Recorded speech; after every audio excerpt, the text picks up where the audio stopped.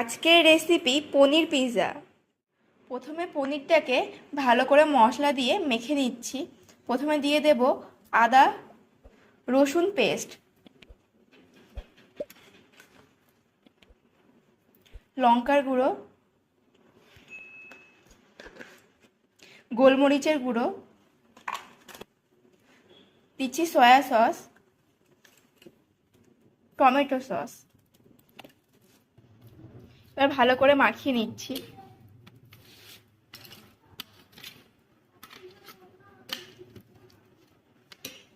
আর দিচ্ছি পরিমাণ মতো লবণ। মিশিয়ে নিচ্ছি ভালো করে।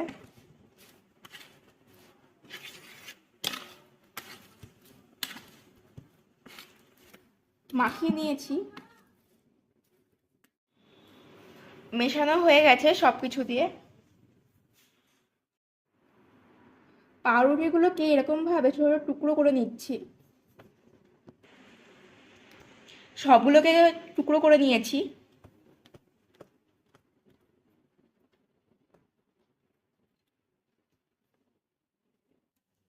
এবার অল্প অল্প করে দুধ দিয়ে এটাকে গুলে নেব।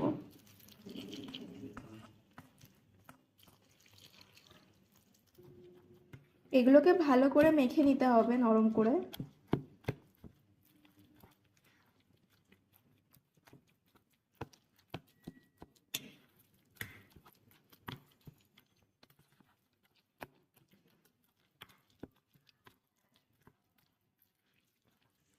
এবার এর মধ্যে একটা ডিম দিয়ে দেব।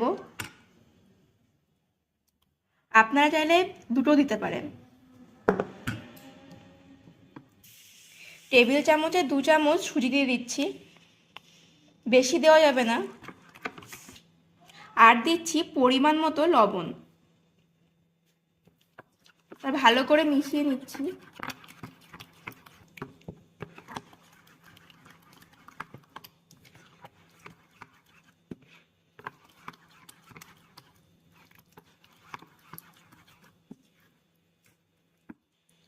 পাউরুটির ব্যাটারটা রেডি হয়ে গেছে।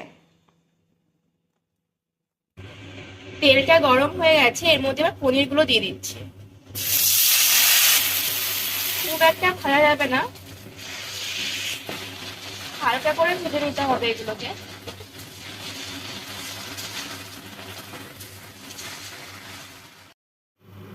পনিরটা রেডি হয়ে গেছে। একটা কড়াই বসিয়ে দিয়েছি, কড়াইটা গরম হয়ে গেছে। তেল দিয়ে দিলাম কড়াইয়ে, দিয়ে দিয়েছি। এবার ঢেকে দেব। এক সাইডটা ভাজা হয়ে গেছে, আর এক সাইডে উল্টে সস দিয়ে দিয়েছি। চিজটাকে গ্রেট করে দিচ্ছি। এখানে আমরা আমুলের চিজ নিয়েছি, আপনারা চাইলে অন্য কোনো চিজও নিতে পারেন।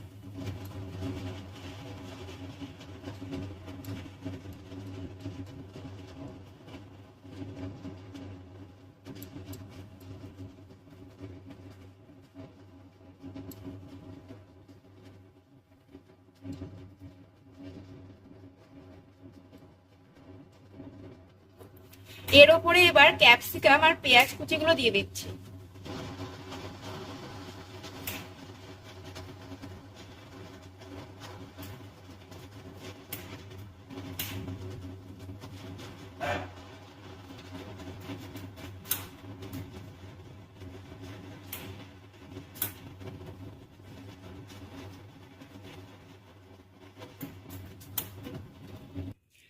কর্নগুলো দিয়ে দিচ্ছি।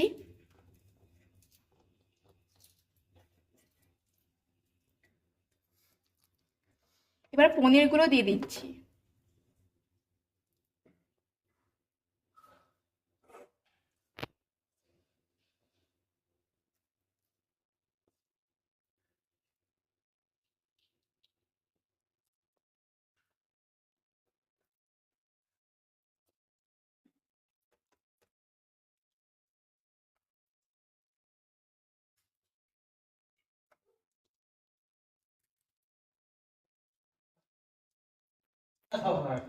চিলি ফ্লেক্স গুলো এবার দিয়ে দিচ্ছি।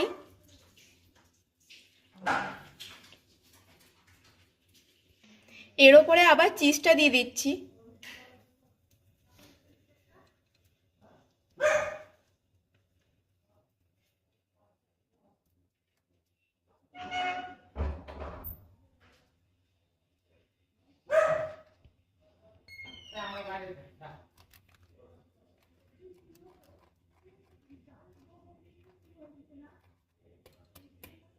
এবার ঢেকে দেব, লো টু মিডিয়াম ফ্লেমে গ্যাসটা দিয়ে দেব। ঢাকনাটা এবার খুলে নিচ্ছি। দেখুন চিজটা গলে গেছে আর পিজাটাও রেডি হয়ে গেছে।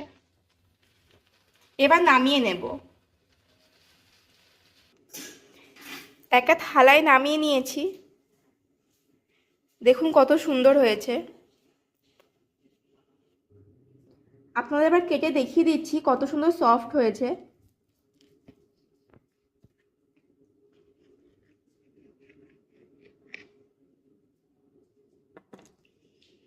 দেখুন কত সুন্দর হয়েছে। রেসিপিটি রেডি হয়ে গেছে। আপনারা বাড়িতে এরকমভাবে পিজাটা তৈরি করে খাবেন, ভালো লাগবে। আর ভালো লাগলে একটা like, comment, share and subscribe করে দেবেন।